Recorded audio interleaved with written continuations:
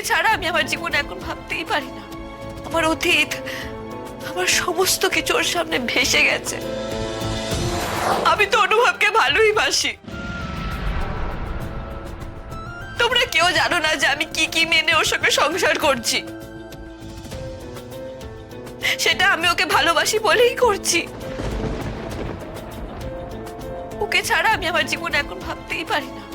আমার অতীত, আমার সমস্ত কিছু ওর সামনে ভেসে গেছে।